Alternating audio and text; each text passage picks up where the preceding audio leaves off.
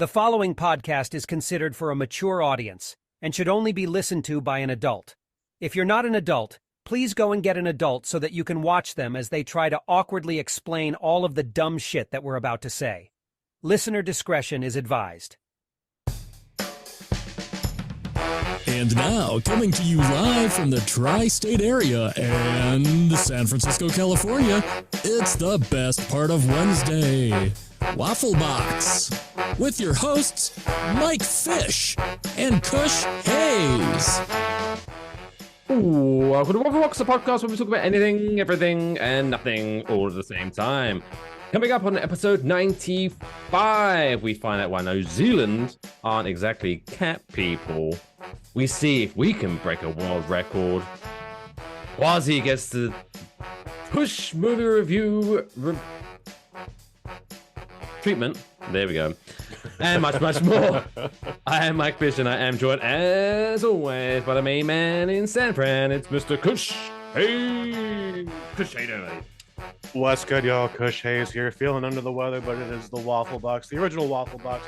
It's the best part of Wednesdays, and you accept no substitutes because it is everything that you wish for. It makes all the ladies go woo, woo, woo.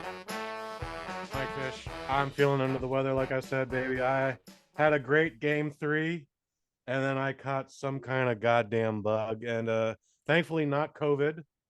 I would like to say it was short and sweet, but it's the after effects are still lingering. I still got a little cough. I haven't been smoking anything.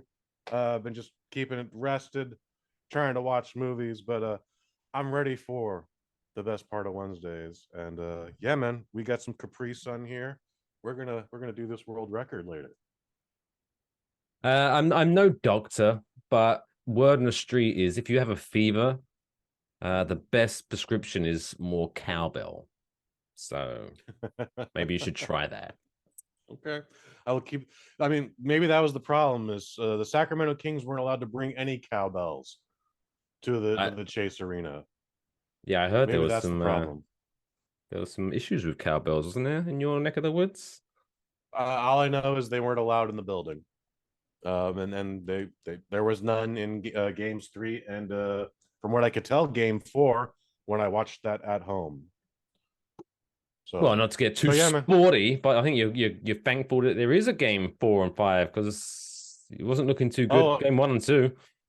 Well, so there's definitely going to be a game 4, and then because of the win at game 3, there was going to be a game 5. But that game 4 win, oh boy, we keep going back and forth. Now there's a game 6, and it's coming back to San Francisco, and your boy hopes to be there. Nothing's guaranteed. Sure I just got an email this morning from one of the higher ups that 7,000 people got laid off at ESPN Monday. I saw that. Yeah. And even one of the people that has been working there for like 40 years and it's a staple. Mm-hmm. And then crazy times. Then our boy, the green M&M lover, Carson Tucker, got fired. Tucker Carlson, who's been a subject of this show. Will probably be a subject on this show again. But yeah. The green M&M is safe to wear her kinky boots one more time. What is going on? At least we're safe, I guess. That's a good thing about this not being a job. We can't get fired from it, so we're safe. Well, I fired people that didn't get paid before or didn't work for me. Well, I've fired volunteers before. I'll ensure that I do a good job. Thanks, babe. You always.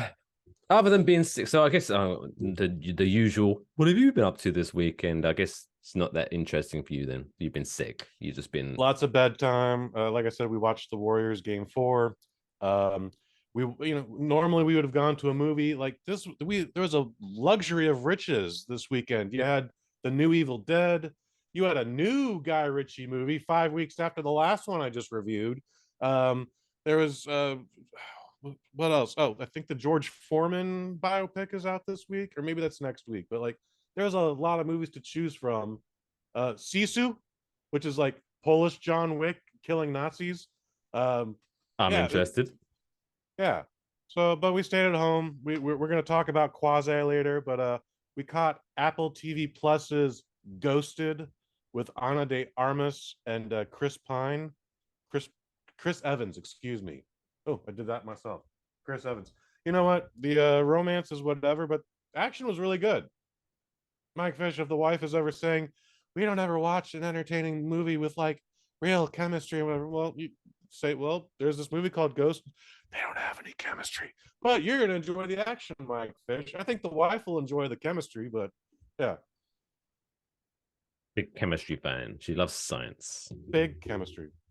Oh, dude, I saw the new Ted Lasso last week, and there's this Was whole that arc with the one with them in Amsterdam? yeah, What a great episode. what a great goddamn episode, right? Dude, I've seen it like 4 times now. It's weird. Just that bit, that little mini story about him learning how to ride a bike. That bit was brilliant. With the exception of the team trying to find something to do, all the stories were very interesting. I liked seeing Higgins go into the red light district to the jazz bar and then just jam out with the band. And then Rebecca and the mysterious Dutchman.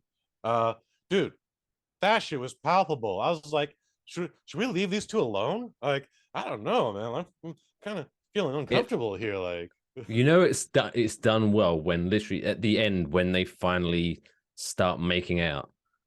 Me and Mrs. Fish were like, yeah, right. I second that. But like, I did say, yeah, you were happy for them. Here's a fun fact, just to try to tie it all up, because you said the only bit that wasn't as good was the bit about the team trying to work out what to do that night. And it's funny. It's still funny. I saw someone on Twitter. Still, somehow Twitter is still finding a way to pump out some good stuff eventually. But I saw someone on Twitter make sense of it, and I was like, I didn't think of it at the time, but that's pretty good. Is that, they were so the whole time the team were trying to work out something to do, and then the guy who was secretly trying to hide his homosexuality dipped out because he didn't want to go to a live sex show. He didn't want to do all the macho hetero stuff. And then the team end up just having a pillow fight like girls at high school. I was like, yeah, right. Oh, that is actually that's pretty good. What else is funny about that scene is Danny Ramos was like, "I want to see a tulip," and they're like, "Oh, you want to see a field of tulips?" Like, "No, just one tulip. I feel like a whole field would be overwhelming." There are vases of tulips all around that room. Oh, I no didn't one notice pointed that out to him. Yeah, I mean, it was in Amsterdam, so tulips are everywhere. It's like he could have just like, "No one's right over there, bro." But yeah, shout out to Ted Lasso. Do you know what blew my mind was it because that wasn't the season finale. No, that had major season finale vibes, and that if that was the season finale, I'd have been happy with it. That was brilliant.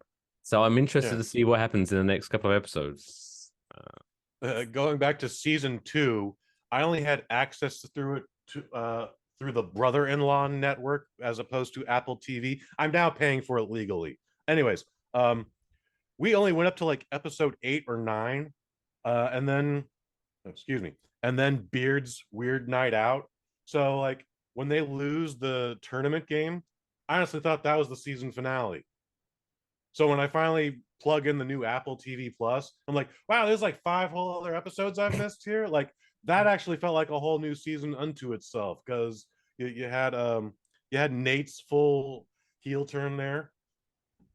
By the way, why does Rupert's office look like the throne room to the Death Star? Yeah, I don't know. Like, I mean, don't get me wrong, I've never been in the owner's office, but obviously West Ham United is my team, and I'm 99% sure that the owner's office doesn't look like that. That just looks like the only thing is missing is him. Like when someone walks into the office, is him stroking a cat. Oh, I've been expecting you. Yes, Nate. Use your hate. Or lash out. Or his office chair is made of skulls of previous managers. That I think too. But the whole the bay window there, I was like, oh, I should be seeing like the Empire and the Rebels fighting out there.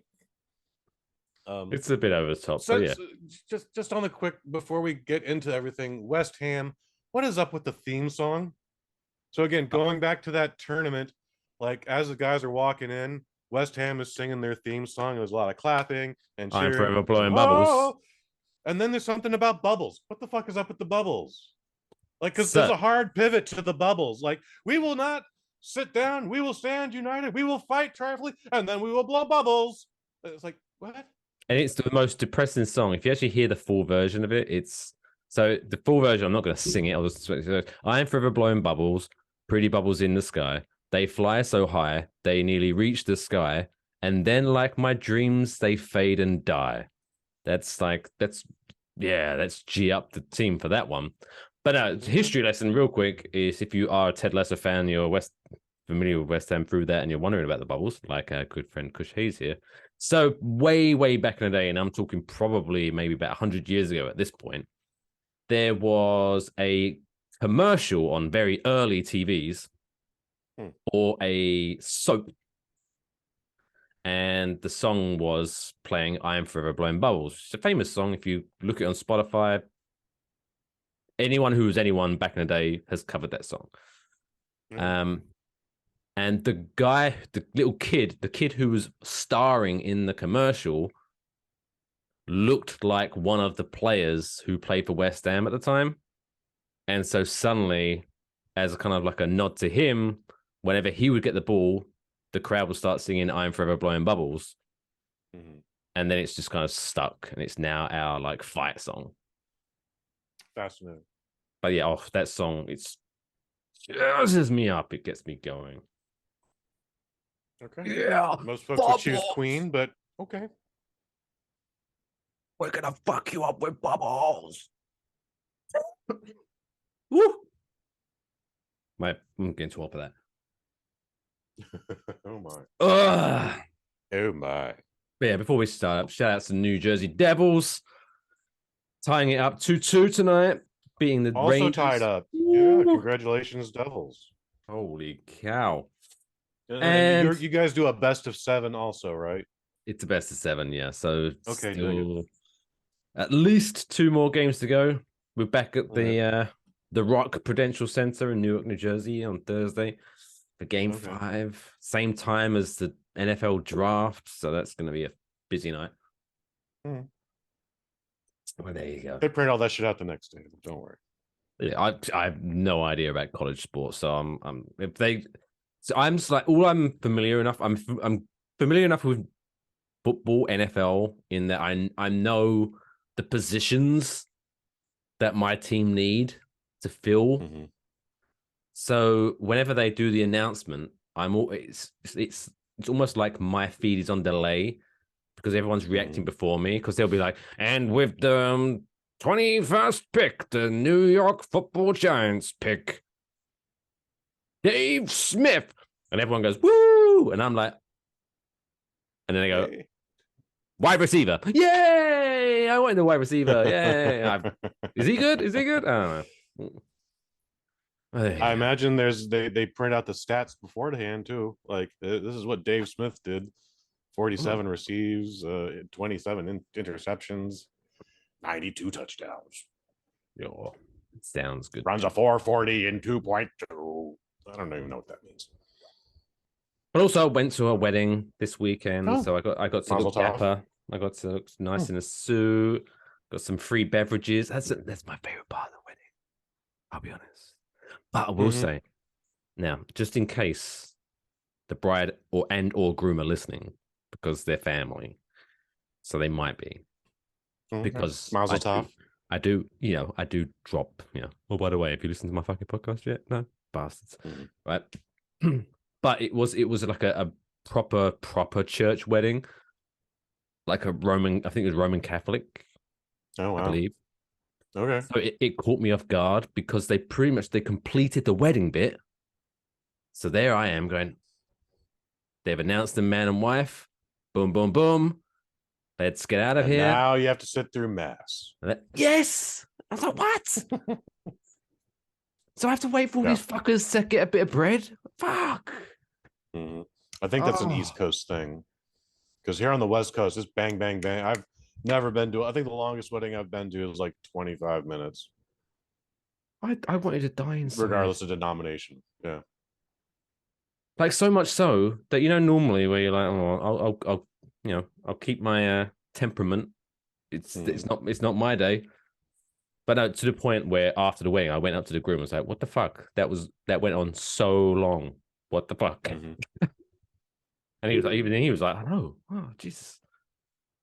But there you go. Anyway, yeah. Before we kick in the show, I guess we should introduce, give him a bit of spotlight. Our producer Lathan. Oh, hey, what up, dude? Lathan, how you been? How was your weekend? Funnily enough, Mike, I also went to a wedding this weekend. The invitation said it was BYOB, but what it didn't say was that it was only for the reception. Boy, did the priest give me a weird look when I wheeled in the keg.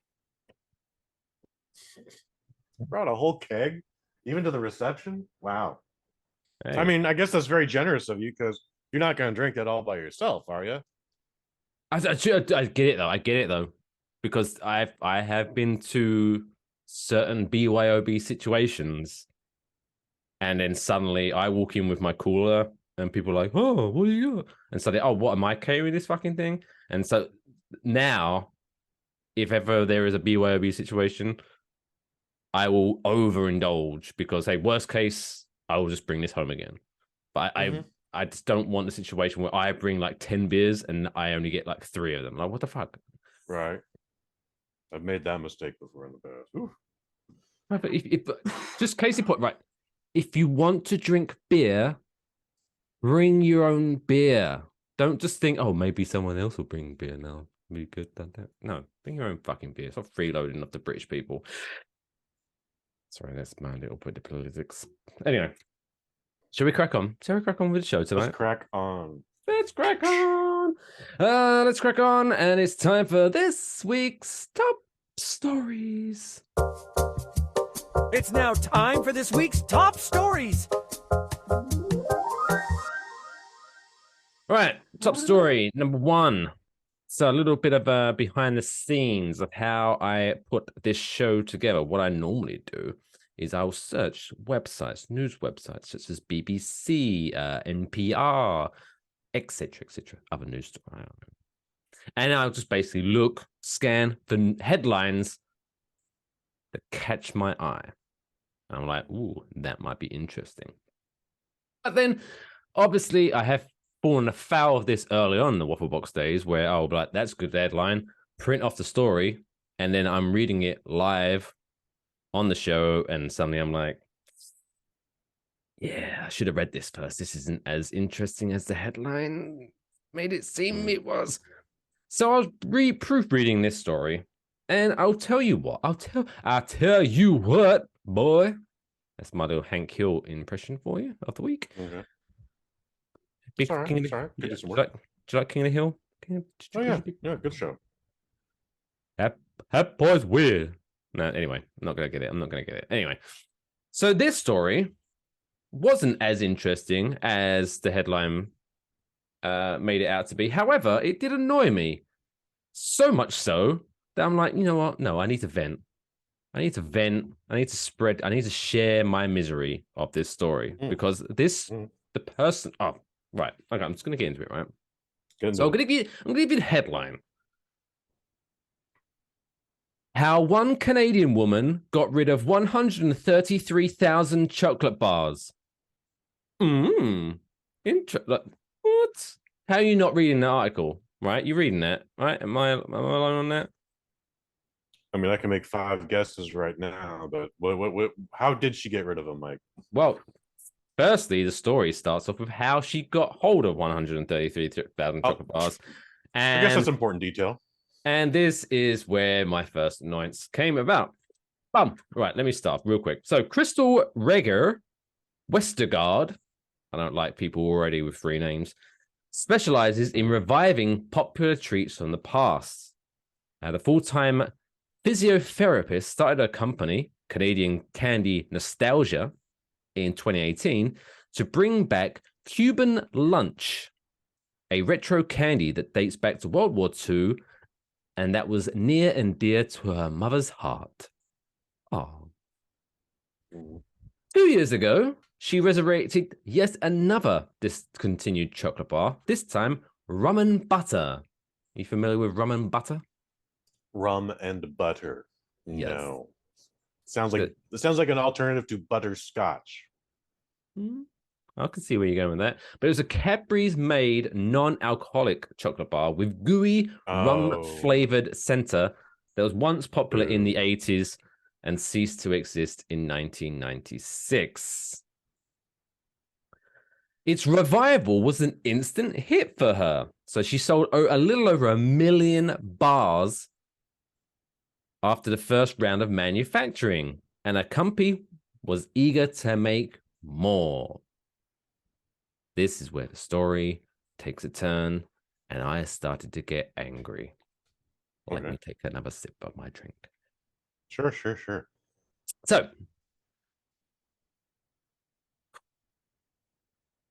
right.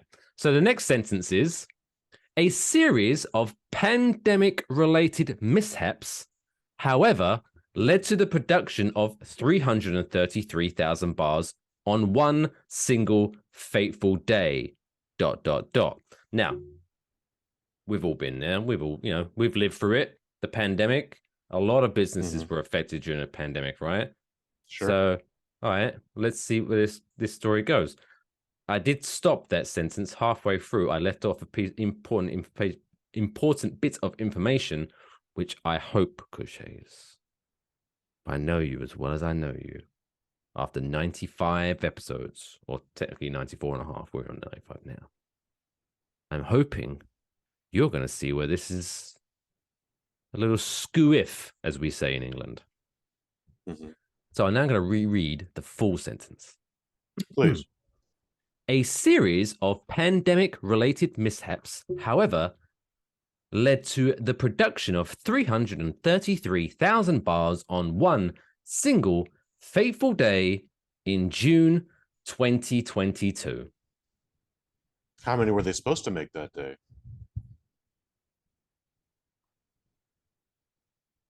I don't know. That's not in. Okay. That's not in there. Honest answer. But Honest the point answer. here is June 2022.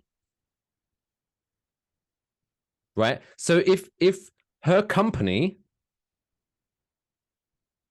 was rocking and rolling in 2018, 2019, 2020, not missing a beat, 2021, rocking and rolling. June 2022, when you make too many fucking chocolate bars, you cannot blame the fucking pandemic. No. Oh, yeah. You just fucked up. You just fucked up. Anyway. Yeah. Who wrote this? Where did this come from again? This was the BBC. BBC. You're fucking up, BBC. You're better than this. Do better. So this meant that all of those bars had the same expiry date stamped on them, a day 1 year away. So it sounds like the way this is, it led to she accidentally made 333,000 chocolate bars. Like, how did you do that? How did you do? Anyway, New kid on the job, a little overzealous, whatever. But yeah, I mean, they'll just sell. They'll just so you make 4,600 less tomorrow. I don't know. Like this isn't a hard thing to figure out. So you'd think that. no, So I think that. article continues. Some may think that it's easy to get rid of that much chocolate fairly quickly. Yes. But the surplus of candy proved to be quite the predicament. Whilst Canada does not have regulations requiring expiry dates on chocolate, why? Why Canada? So what? So legally, I can sell 40-year-old chocolate if I don't put an expiry date on? Probably. Okay, now Canada. So anyway, whilst they don't require expiry dates on chocolate, grocery stores stopped being willing to buy them from us in January, she told the BBC, because the best before date was fast approaching. That left her with 133,000 chocolate bars, about 5,540 boxes of chocolate stored in a secure food warehouse in Calgary. Dramatic pause. Alberta, Canada. Shout out to Lance Storm. a 3-hour drive from her house in Camrose. This meant that she could not give out the chocolate bars one by one to her neighbors, for example, nor could she send just one box to those who asked, as boxes were stored together in candy pallets that weighed about 1,000 pounds. She also learned that the Calgary Food Bank had no candy policy, so that was not an option either. What? What's wrong with you, homeless shelter? What's going on there? So she was resigned to the fact that she needed to give away these candy bars for free. Right. You think that's the end of the story, right? No. I was so annoyed reading this story. Anyway, she says, and I quote, "I was becoming increasingly aware that if I just left the chocolate there, it would come to its stale date and that we would have to throw them out. That was my worst case scenario." Okay. So she's already said, I'm probably going to have to throw these out. You couldn't just give them to schools or shit. I'm sure Canada has a farmer's market. You could sell them out on the side. Like, those things are pretty non-regulated as far as I know. Like, just, yeah. The article continues. Oh my God. Mike, I know you're annoyed by this, but I am bored by this. Like, this is the most boringest story we've ever done on the Waffle Box. So she did what most people nowadays would do when faced with problems. She asked the internet for help. Okay. Me, right? So she eventually, got some publicity, and her chocolate bars have since found homes in a variety of places. This includes the local Ukrainian church assisting newly arrived refugees, Calgary's drop-in center for unhoused people, and the fire department in neighboring Saskatchewan. Wow. Right. One, how do you accidentally make too many chocolate bars in one day? Two, don't fucking blame pandemic. 2.5 years after the fucking pandemic started, you knew what you was in for. Three, if you've already resigned to say, hey, I might have to throw these away. Why are you stressing and why are you causing this kerfuffle about trying to...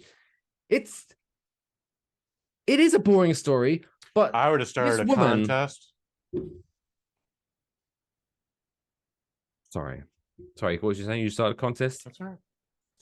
I just start a contest, a little lottery, and we pull your number. You get your weight in chocolate, or you can have all this chocolate, like whatever. Just be a free your publicity. problem now, Gee. Yeah. So wait, she had to Google how to give away candy for free? I mean this in the nicest way possible, but she's a fucking moron. Right, exactly. Nathan. Oh my. Sorry, he's on my side. I appreciate it. But yeah, like, just if you've already resigned to the fact that you're going to give them away for free, or you might have to throw them, like, give them to school. What are you coming to me for? Sell. What the just fuck? Give them. Yeah, just give them. Kids have to like sell chocolates to go on that field trip or to get uniforms for the football team. Like, give them to the schools to sell. Let them keep all the money. Like, there's so many different. Yeah, dumb. Let's move on to something else. Moving Another story that caught my attention with its headline. Let's see if this story is going to be more interesting than the last. Please. Here is the headline, Kush Hayes. That's me. New Zealand feral cat killing competition for children axed after backlash. Fuck.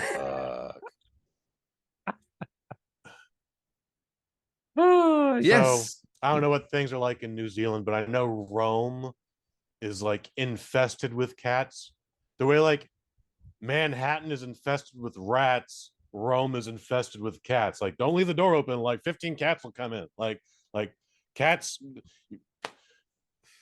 are everywhere. You could trip over cats 4 times before you get to your final destination. So I'm wondering if that's the same situation in New Zealand before you even got to the story. But I'm a cat person. I'm not much of a dog person, but I am a cat person, and so I don't I don't want any harm done to the little kitties. Like I have some neighbors that just moved in next door. Me and their cat, we're like best friends right now. It's weird. I was just sitting there minding my business. I was like, oh shit, it's a cat. And he's just like, you need to pet me, Kush. I was like, I will do that. And I did. And it was great. No, We've yeah, been I'm the buddies opposite. ever since. I'm like that with dogs. I don't know. Like there'll be times when I will meet someone for the first time at maybe like a social gathering where we know similar people, but this is the first time we meet each other, and they bring in a dog, and the dog will start approaching me, and it's like the owner will be like, "Oh no, oh, she's a little bit funny with strangers," and it's almost like the dog's like, "No, he seems cool," and then the dog will just be like, "What's up, buddy?" and they're just hanging out. It's great. I'm not a cat person, but I will admit the fact that I'm allergic to cats doesn't help their That'll case. impair it. Sure. I'm not judging cats on that. I just don't want cats around me. But yeah, let's find out what's going on with this cat killing competition in New Zealand. So, organizers of an annual, so this happens every year. Annual hunts were criticized after announcing a new category for those aged 14 and under to hunt feral cats. The animals are considered a pest and a risk to the country's biosecurity. So yes, they're overrun with cats by the sound of it. And feral is not. You don't want a feral cat, that is for sure. But yeah, they could get better, maybe. The only Probably type not of in feral New you Zealand. want is Will Ferrell. Boom. Well delivered. Yeah, thanks. Weeks I've had that soundbite in the soundboard. First time I got to use it. So they try to, put little T's and C's into this competition for the 14 and unders, where youngsters were told not to kill pets, which is a good rule, I guess. But they were otherwise encouraged to kill as many feral cats as possible for a prize. Without even continuing in, this is even though, again, I am not a cat person, but I know how cats work. The problem is, not like house cats, pets. It's not uncommon to see them just roaming the streets during the day, just chilling out. They could get confused with stray feral cats very easily to the untrained, potentially, I don't know, 8-year-old with a fucking knife's eye. Could cause a little bit of an issue. Then it goes another level where I'm offended again, even more. So this competition usually runs between mid-April and to the end of June. So that's 2.5 months of non-stop killing cats. Damn, that's a lot of cats. Right? That's a fucking lot of cats. Good Lord. The Purge franchise has really hit a new low. Yes, I agree. It's a different kind of purge for sure, but also doesn't seem to be helping them any. Like, at some point, you should just run out of feral cats. Yeah, if this is an annual, after a while, you're like, I don't think this competition's helping. Anything. But so if you imagine, right? I'm not even going to start doing a whole, how many cats do you think you could kill in 2.5 months? But imagine you are out there. Oh, you're a competitive person. I want to kill cats to win this prize. It wouldn't be out of the realm of possibility for you to kill a lot of cats. Let's just say. Guess what the grand? How are we keeping score? I don't know. Do you have to fucking bring the bodies and to get them counted? Like, this is creepy. I would think so, right? Guess what the grand prize is for 2.5 months of cat killing? Year supply of turtle wax.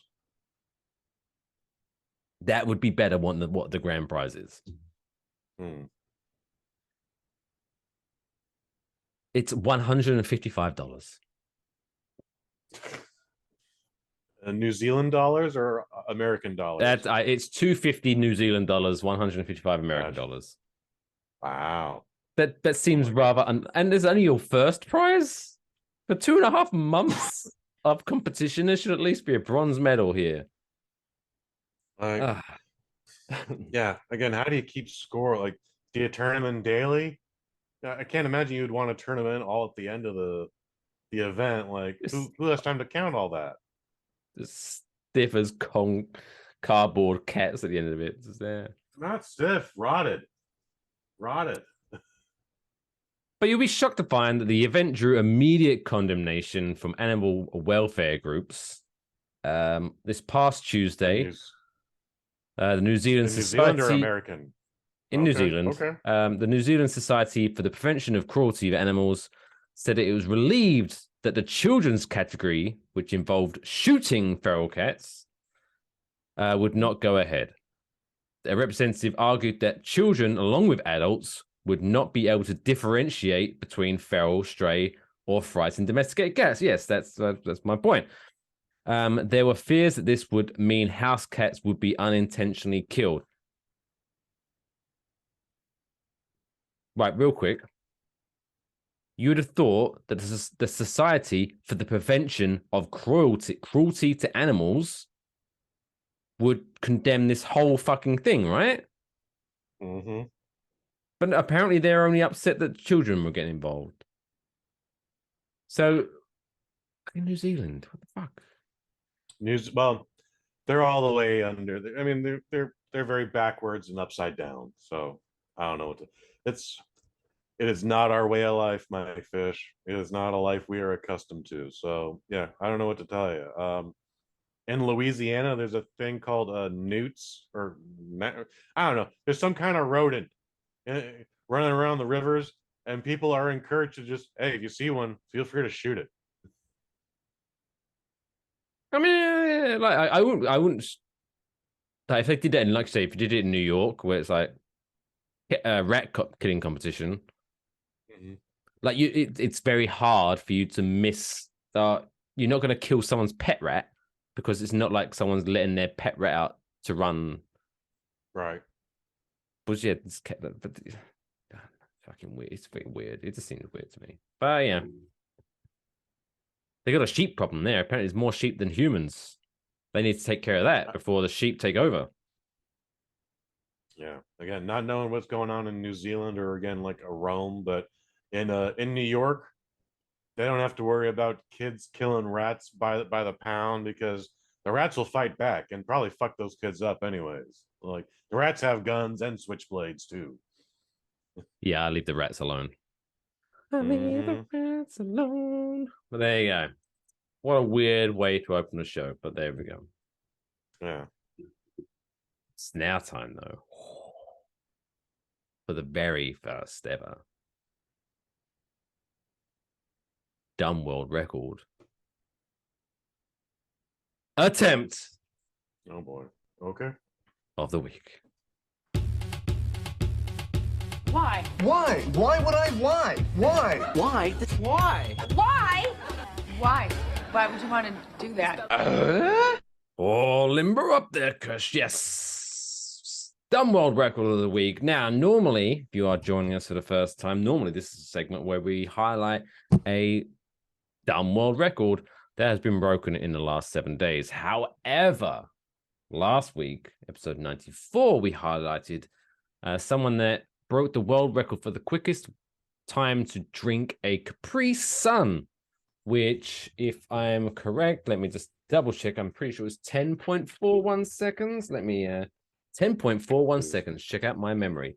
And I'll be honest, Kush Hayes kind of poo-pooed that record. He was like, that's 10.41 seconds. Ain't nothing. Ain't nothing.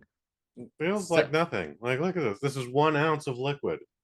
So even then, I did confirm with Kush that the record takes place when you once you literally remove the straw from the packaging. That's when the time starts. So you have to take the straw out, pierce the carton, and then drink the Capri Sun contents in the timing. Now, we established if you want me to pierce the hole at the top here, or can I just stab that bitch in the ass? So, just for the sake of this, that was never referenced. So, as far as I'm concerned, you can stab it wherever you like. So, now, just to confirm, it does say that Guinness World Record rules for this record require the challenger to start with a completely unopened Capri Sun with the time it takes to remove the straw from the plastic sleeve. Okay, so this so I'm gonna assume here, just to maybe give us a little bit of help, that we're good. Like, you can take it, but you have to remove it from the plastic. So you can't. So you can remove it from the pouch, but as soon as you go, boop, take the straw out, that's when the time starts. Okay. Okay. So if you want to start your engines, Kush Hayes, you're gonna go first. So if you want to remove the straw from the Capri Sun pouch, but don't remove it from the plastic sleeve. But don't remove it from the plastic sleeve. Okay. No, just pop it off the pouch. Right. Okay. So Kush Hayes, since he was the one that poo-pooed the record the most, he's going to go first. So, I'm gonna count you down, but because we're doing this over Zoom, I'm assuming there's going to be a little bit of a time difference here. So I'll say 3, 2, 1, but I'll start the time once I see you remove the straw. Okay, are you ready? Okay, ready. All right, in Guinness World Record attempt number 1. In 3, 2, 1, go. Oh, no, not. Oh my God. This thing is made out of. All right.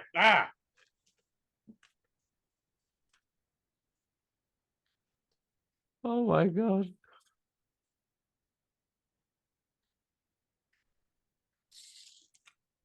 Time. All right. I guess just for the case of science, I'll remove the fact that by the time you actually had the straw, like it was like you took 7 seconds to get the fucking straw out of the pack. That thing was like made out of titanium. Which is good. And so at 7 seconds, so the total time was 20.28 seconds. So your time was, I'll give you 13 seconds. Wow. That you took. Fuck. All right. Have you got more than one? Okay. Yeah, I got a whole right, box. we'll do this. We'll do a warm up. So, right, have you got a timer? Let's see what I can do. All right. Yeah. All right. I haven't had a Capri Sun in like 20 years, so I'm a little bit concerned here. So insert straw there. Okay. Right. So I've got the straw here. Right, so you got to start the timer as soon as I remove the straw from the packaging. Ready? 3, 2, 1. Oh, I can't stab it. Oh, I got the wrong end. I got the wrong end. I'm in.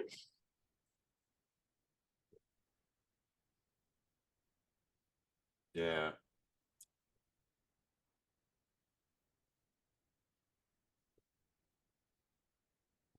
Ugh. 21 seconds. 21 seconds. I was trying to pierce the blunt end into the fucking thing. What's That that? could have worked Nice. It tasted nicer than I. For some reason I thought. All right, so that was our warm up. So we both get to bed on that one. I honestly thought I was gonna do some slick shit where like I kept the straw on the packet and then just pushed it up with my thumb and then just went and then went with it. But yeah, this thing is I don't know, what's this deal? Anyway. By the way, I don't know what happened to your green screen. Oh. You're just green. Oh my god, There's no fanciness going on now. that's crazy. That's cray cray. Oh my god. Oh my god. Look at her butt. We might just be going. Wow, I wonder if that's something to do with the phone. Yeah. Oh, That's oh, so look at weird. that. Look at that. I fried the camera. Wow. Well, you're just rocking green. Oh. You're rocking regular green for the rest of this show. Oh no. Are you not able to just turn it off and then turn it on again? There we go. Hey! There we go. Just like Mama used to make. All right. So I've got the timer ready. Let's see if you can Mhm. break this world record here. So, right, in 3, 2, 1, go. Mm.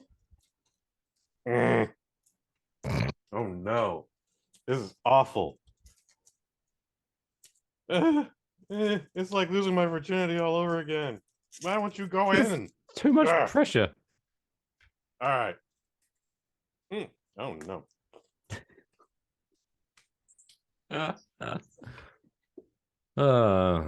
By the way, if you are listening to the audio version of this show, you can go onto YouTube. There's going to be I'll put this up on so you can just watch Time. this. Yeah, that was terrible. That was 14 seconds. Really? Only one extra second for that big botch? Jesus Christ. Well, technically, you hadn't. Your botch of removing the straw meant that you hadn't technically removed the straw, so I didn't start the timer until the straw was out. I do appreciate that. All right, yeah, no, I'm. You. Let's try this one more Somehow time. it's all in my arms here. Jesus fucking Christ. Jesus Christ. All right. Right, I'm gonna try again. So, but don't put the stopwatch up into the screen because it breaks it. I know. It'll ruin the illusion. Oh my god. Right. Let me know 3, when you're ready. 2, 1. Go.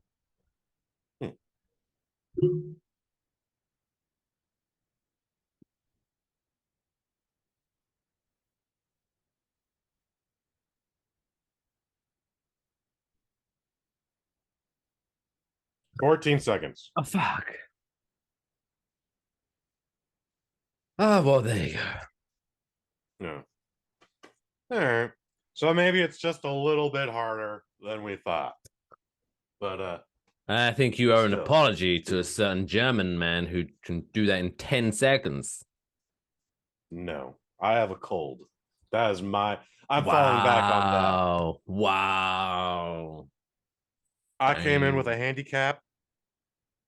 I say we come back to this in a few weeks when I'm 100%. And I'm coming for you, Kreischer. I don't know what his name is.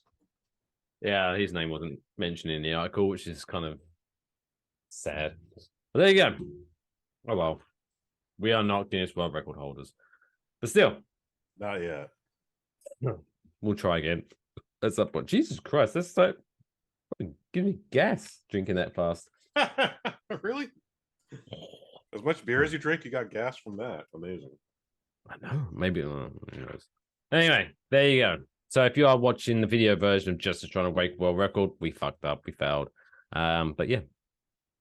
Check out the full It was episode. not a success, but I'm pretty pleased with my 13 seconds. Yeah. Yeah. All right. And now I've got. So I couldn't find a single Capri Sun, so I've still got 8 of them left in my 10-pack. Same. I will enjoy them all, though. They're tasty.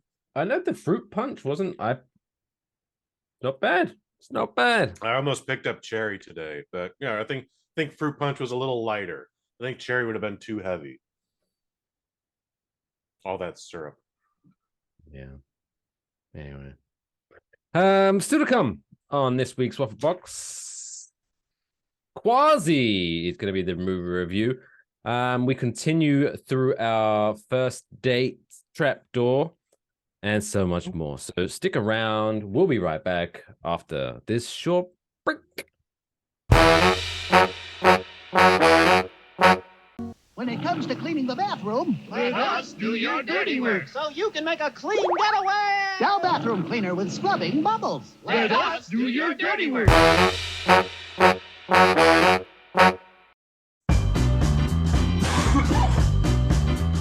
It's now time for the middle of the show quiz.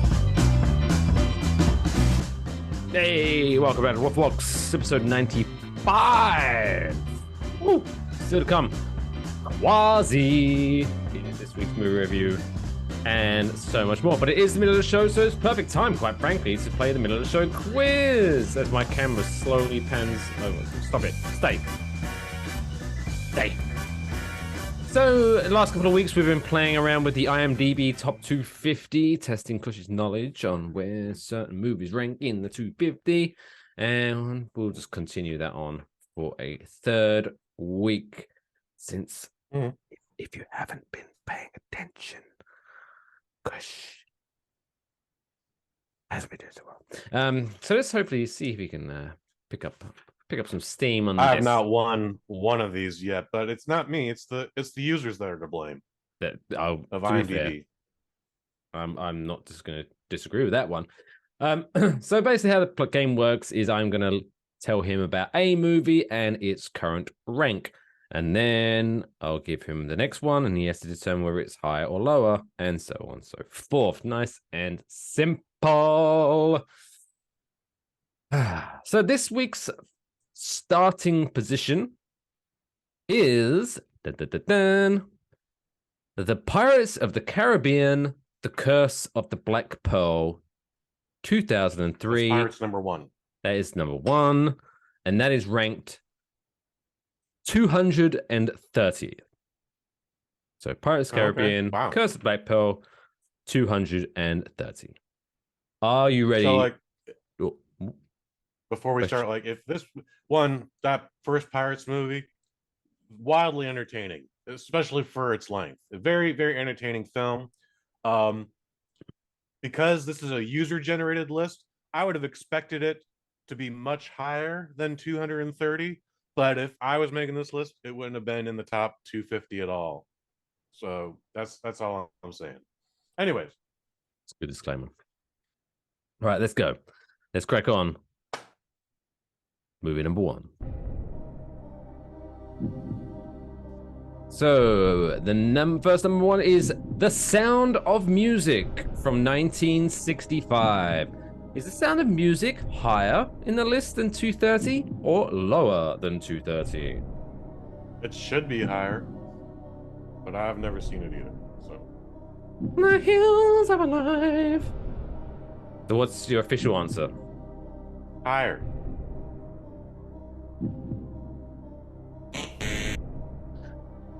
The Sound of Music comes in at 241 on IMDb's 250.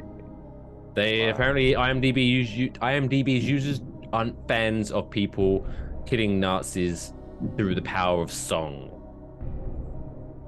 It says more about them than it does about us. Number 2, 1993's Groundhog Day, starring Bill Murray. Is that higher than 241 or lower than 241?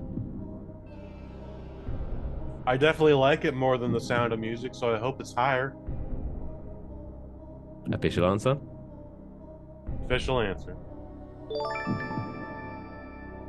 Groundhog Day 1993 comes in at 226. Higher than The Sound of Music. Crazy. Next movie, 1998's The Big Lebowski. The Big Lebowski, is that higher than 226 or lower than 226?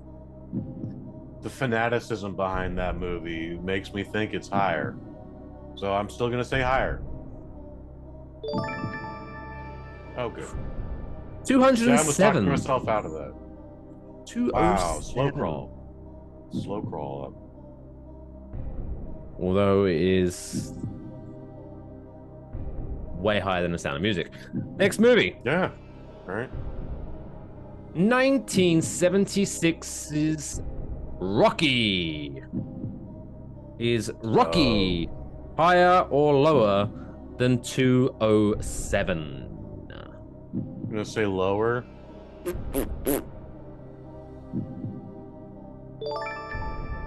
Wow. 212. Because that should be higher. But wow. Okay. Good for me.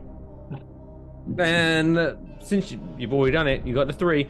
But movie number 5, 2015's Mad Max Fury Road. Is that higher? Super higher. Than 212? So much higher. So much higher.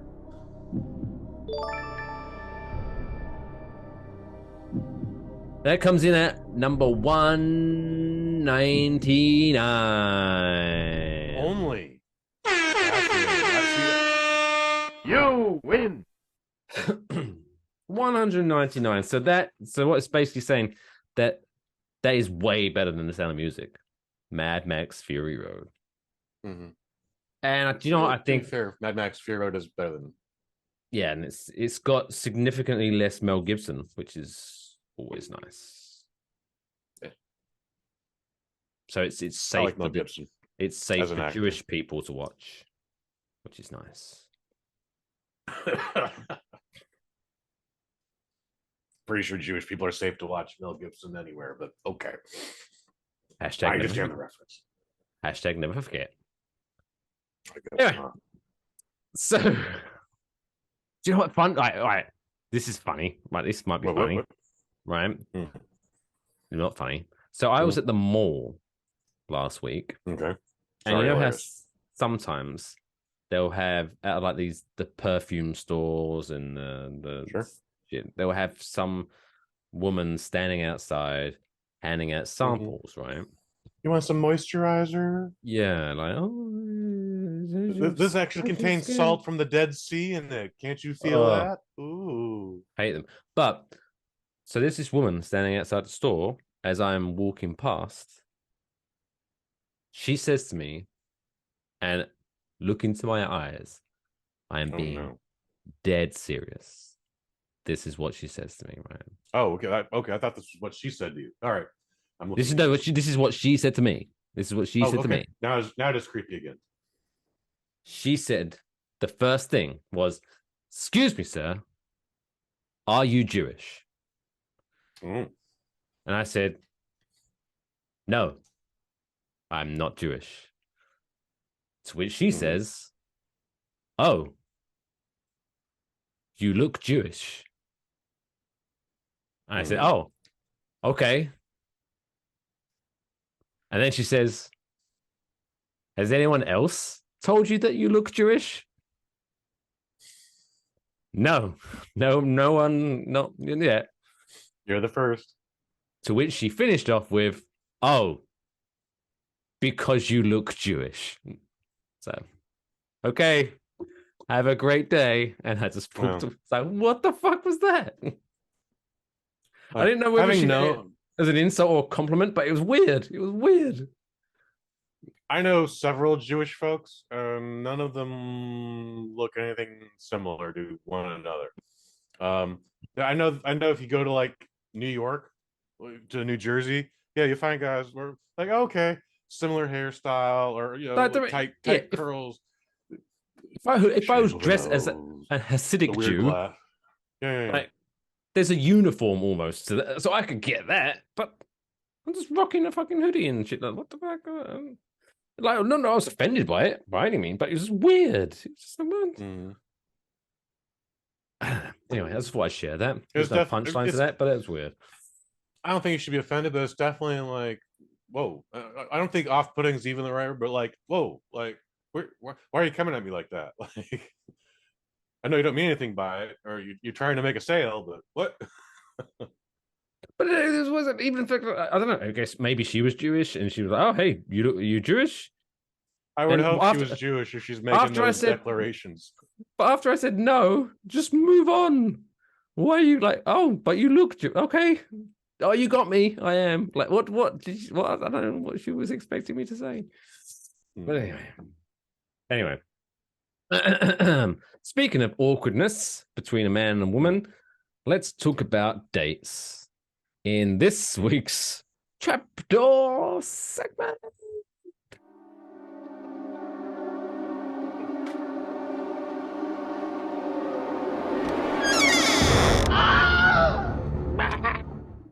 Now, this continues the theme of this week's show because, boy, howdy, did this list make me laugh. So this list comes from a website. So normally I don't try to, show how the sausage is made, But this list comes from a website called localadventurer.com. So remember that. Local adventurer.com, where they give a list of date night ideas that begin with the letter D. Now, for those that maybe you should join us for the first time, Trapdoor segment, I give Kush Hayes 4 different things. They all start with the same letter, and he has to determine which one is going to be sent down the trapdoor forever, so no one has to go through that ever again. We worked through celebrities A to Z. Now we're going through date night ideas. We're on the letter D. Now, these are the 4 options that this website, Local adventurer.com.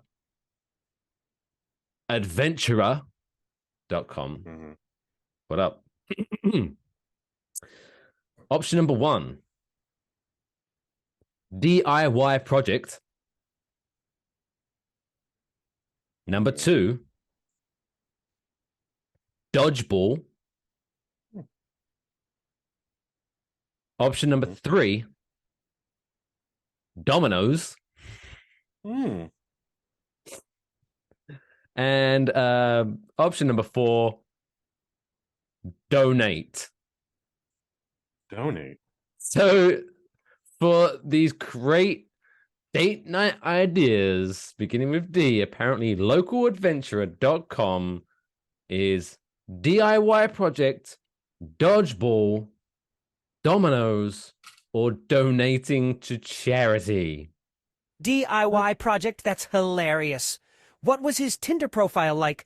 Looking for a woman with a great sense of humor, strong upper body, and knows how to read IKEA instructions. Yeah, that's... It might be. Neither one of these, to be fair. Like, this is going to be an interesting one for you, I think, because none of these sound like a good early date. None of these are adventurous. Yeah, white local adventurer.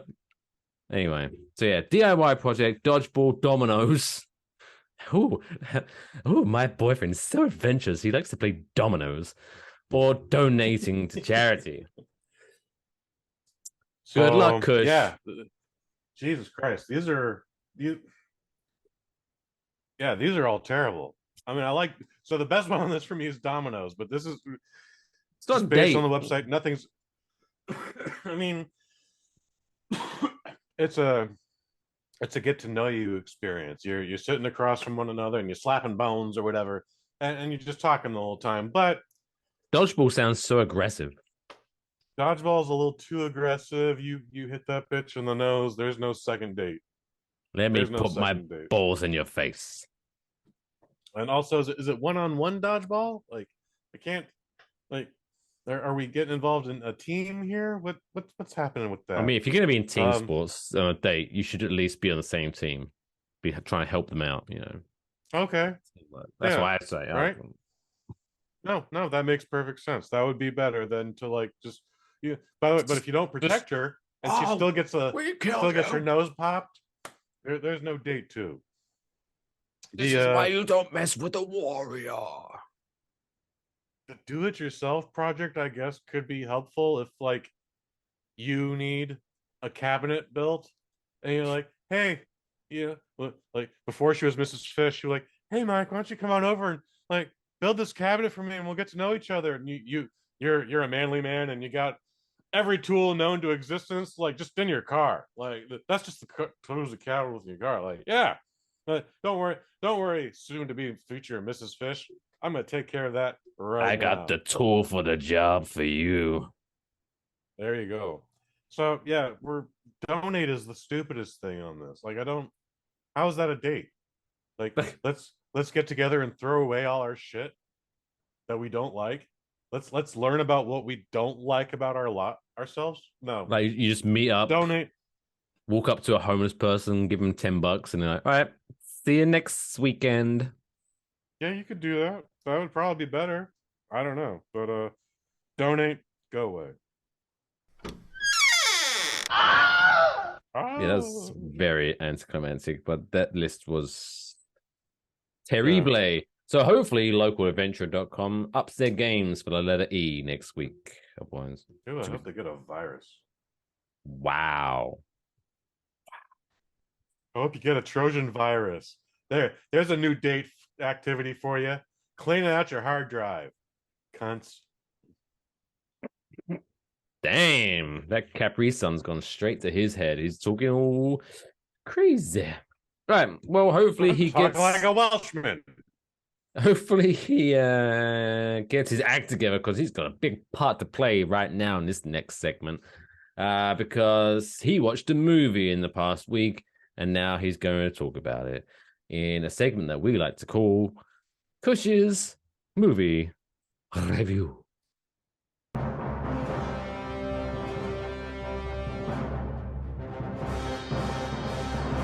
Kush's Movie Review.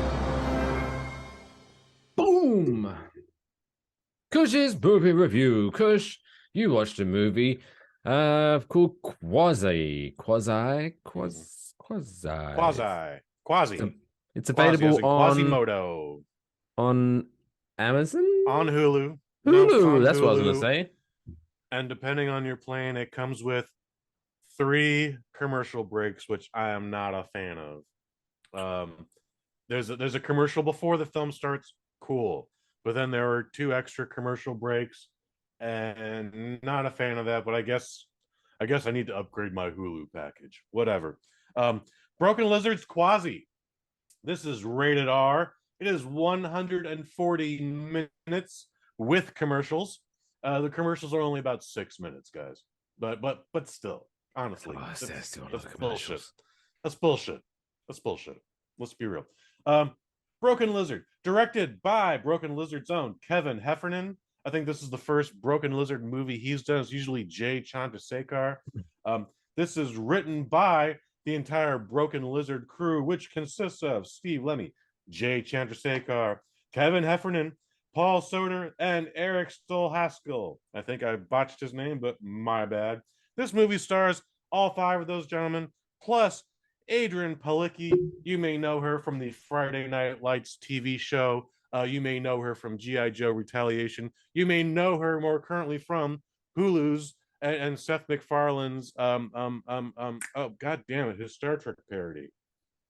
Oh my god. I can picture. You know what I mean. Anyways, this is a loose adaptation of France's Hunchback of Notre Dame fable, and the only thing I know about the Hunchback of Notre Dame is he lived in the bell tower of Notre Dame Cathedral, had a hunchback, and falls in love with a woman. Depending on which version of it you see, I think her name changes all the time. I never saw the Disney version, but I'm gonna guess like Esmeralda was her name. No, all right. Sure. Am I off? I have no fucking idea. I never watched. Oh, okay. I never watched started it. singing a song, so I was like, "Oh, okay." Well, I mean, there's a famous everyone, you know, Quasimodo. He's always like bitching about the bells or something. He's always got the bells. That's his famous line, right? Mm-hmm. I don't know. But he hates the bells. But if you hate, why are you living in a bell tower? It's dumb. Well, there's no hate towards the bells. In fact, they make a little joke about, "Come on, dude, we're gonna be." He's like, "Hey, man, I live in a bell tower, and when you live in a bell tower, you're pretty apt about time." Anyway, this is by the Broken Lizard guys. This is an American comedy troupe. They are heavily influenced on Monty Python, if you couldn't tell by the name. Otherwise, very funny guys. Of course, you know them from Super Troopers, Super Troopers 2, Club Dread, Beer Fest, one of my favorites. I think I like Beer Fest even more than Super Troopers, but they've got a line of hits under it, and for whatever reason, I don't think this was ever gonna make it to theaters. So lots of hilarious gags, lots of R-rated comedy. Like the story starts off with like, you know, those old like Victorian era drawings. Yes.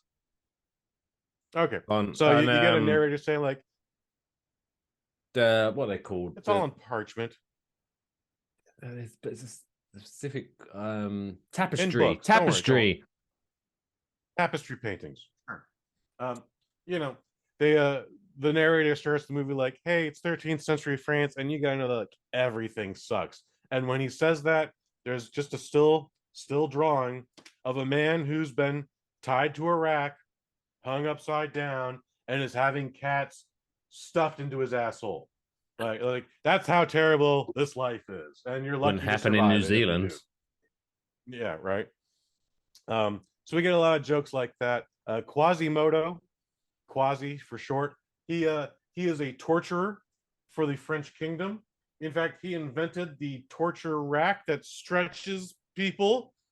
They have a very funny joke consistent with Eric Stolhasky, whose name I keep botching. But Eric is a normal sized man as an actor, but through the miracle of technology, they shrunk him down to Rey Mysterio size. And then he's kind of like a beta tester. They're trying out this new rack, and they're like, yeah, we used to like stretch out real heretics, but they kept telling us everything hurt. So that's why we started paying regular people to do this, so we could find out what hurts specifically. And he was like, yeah, I'm all about it. I'm just trying to get through culinary school. But over the course of the movie, he gets taller and taller to the point where like he's taller than Shaquille O'Neal. I don't mean to ruin a joke for everybody, but it's well done. It's well done. So Jay Chandrasekhar plays the King of France. Kevin Soto plays the Pope. And for whatever reason, Quasimodo wins a lottery where he gets to confess all of his sins to the Pope. And when he wins that lotto, the king pulls him aside. Is like, hey, Quasimodo, you're a freak. And that's why no one's going to give a shit when I want you to take this knife and murder the Pope. And he's like, oh my God, I can't murder the Pope, but I guess I'll do it. Whatever. So he gets ready to murder the Pope. And then the Pope pulls him aside and was like, hey, Quasimodo, you're a fucking freak. So you're not going to care when I give you this knife to murder the King of France. And he's like, oh my God.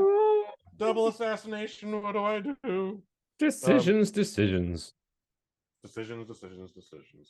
So, look, there's a lot of fun humor in this, a lot of broken lizard humor in this. They do a bunch of cute stuff with it, which usually I'm not a fan of, but I enjoyed everything with this. Is this their best movie? No. Is this their worst movie? Also no. But it's right there. It made me laugh the entire time. I would definitely check it out again. But yeah, it's no Super Troopers. It's definitely no Beer Fest. But it was a well done effort from director Kevin Heffernan, and you know, the guys are just funny. They have good timing. Adrian Palicki, when she's not beautiful, she's a lot of fun in this too. You know, damn, I still cannot remember the TV show that she was on, which is embarrassing. So, I wish I could give this a higher rating, but I can only give this 3 out of 5. But it's available for free now with a Hulu subscription. 3 commercials that might have affected my viewing habit, but yeah, 3 not a bad time by any means. Out of 5. Yeah, not a bad time by any means.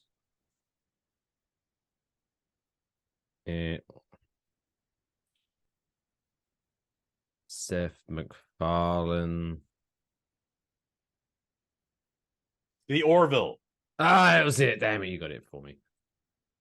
There we go. I could picture it in my head, but Orville. So yeah. By the way, season 3 of the Orville, best season of the series. I hope they make more. I don't know if we're gonna get any more, but every season of the Orville is also on Hulu right now. So there you go. Orville. Check it out. That's what we've learned from this review. Mm-hmm. To be fair, like in passing, because I haven't seen Quasi yet, but like you say, is it the worst? Is it best? No, is it worst? No. But to be like, with the broken lizard fellas, by now you should know what to expect. It's That makes sense. It's just a lot of fun. They're just making movies because one of the cheapest. I think it's one of the cheapest budgets they've had because like you're literally on a sound set. Like it looks like a high school play. All the characters play 2 or more characters. So like the King of France also plays a bartender. Quasimodo also plays a court jester. The Pope plays the leader of the torture wings, etc., etc., etc. So everyone did double duty on this. Like, you know, they make the movies here because they want to have fun. I don't think they're setting out to win Oscars or anything like that. So just watch it with a pinch of salt and enjoy yourself. But yeah, Quasi 3 out of 5. 3 out of 5. Moving on. Oh my god, such a great singer voice. It's now time. That was Freddie Mercury. You close your eyes. Moving on. We are going to do the. Oh wow.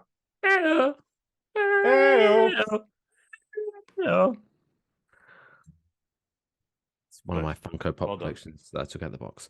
We're gonna wrap things up with this week's feel-good story of the week.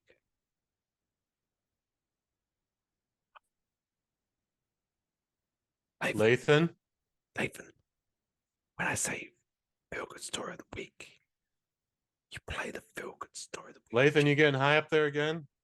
Right, we'll try this again. Okay. Right. It's now time for this week's feel-good story of the week.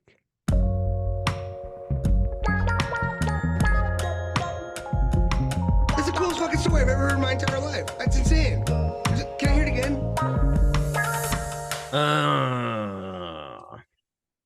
This week's feel-good story of the week comes to us from the great state of Michigan. Is Michigan a great state? I don't know. I just thought I'd No, be their nice. water is on fire. Their tap water Brilliant. is flammable. Boy, you should fix that. True story. Oh, that's been a decade's problem now. Yeah. Might want to look into that. So Don Powell, that's a great name. Don Powell doesn't know how Mary and Shelley found his mailbox, but he's glad he did. That's how the article starts. Interesting. Okay. So the Orchard Lake, Michigan resident told USA Today that he has a custom mailbox that looks like a house. Cute. And one day, instead of finding bills and flyers inside, he discovered 2 dolls and a note which introduced the figures as Mary and Shelley. And the note said, quote, "We decided to make this our home." Creepy. Powell and his wife wondered if someone left the dolls in the wrong mailbox, but 2 weeks later, they found Mary and Shelley surrounded by new items, including a painting and a rug. The Powells were intrigued by the miniature home being set up in their mailbox. Don said, and he had started posting about it online. The mysterious benefactor continues to add items to the mailbox house, even putting in holiday decor, like Christmas trees and things like that. Don said he loves never knowing what might be in his mailbox each day, and said that the whole thing has, quote, created happiness and joy for so many. All right. Nice. Wonderful. I feel like, do you know what? I don't know why. Maybe it's just like a stereotype thing, and maybe or ageism. I don't know.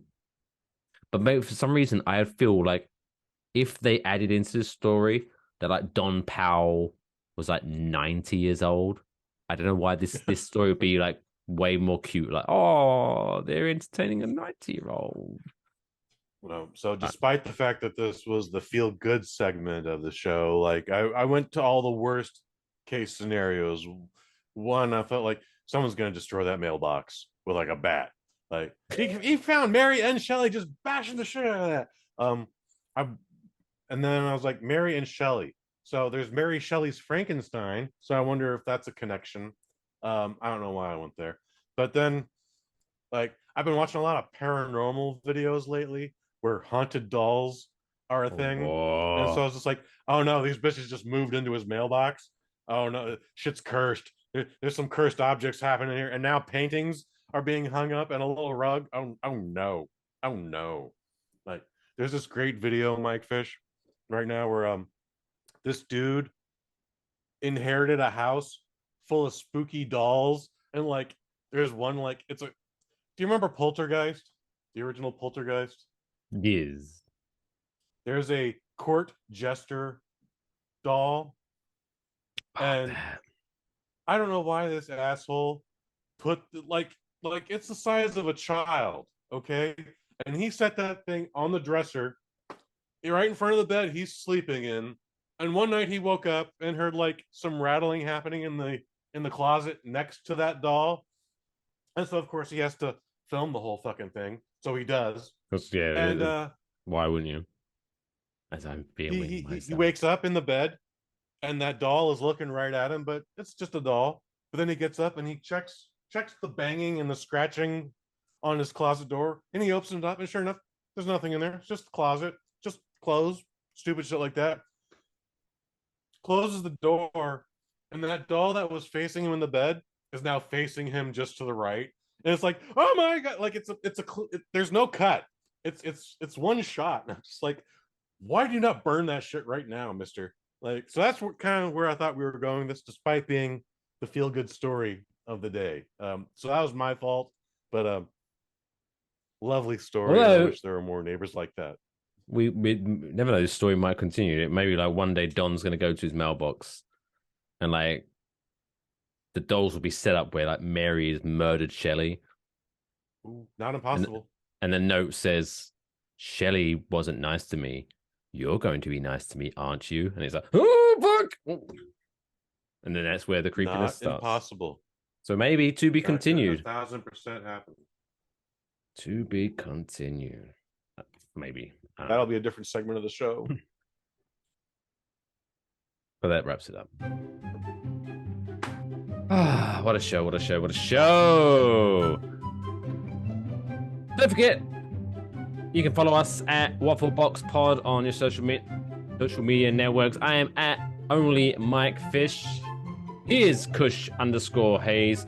He also does some podcasts on the side. A dirty little swine. What have the good folks got to look forward to on the Bosnet network? New microdose this week. I don't want to say what it is yet, but it is happening this week. Thank you for letting me take a week off. Tease. I thought I was just going to be busy with work, but I was also busy with a flu. So thanks for your tolerance, but new microdose this week. You guys will have fun, and yeah, check that out. Bosnet.family. Oh, available on YouTube, and etc. Yeah, so check that out. If not, don't forget, next week's gonna be episode 96. We are roaring towards episode 100, and maybe 96. Maybe we might have something special lined up leading up to episode 100. So episode 96 might be the start of it. That's all I'm saying. Check out. Okay. Be back next week. Don't forget to tune in next week. But I am Mike Fish. Good night from me. Good night from Kush. Lathan, you want to say good night to the good folks? Good night, everyone. And this is Lathan reminding you to help control the pet population. Have your pets spayed or neutered. Indeed. And until next week, take care of yourselves. And each other.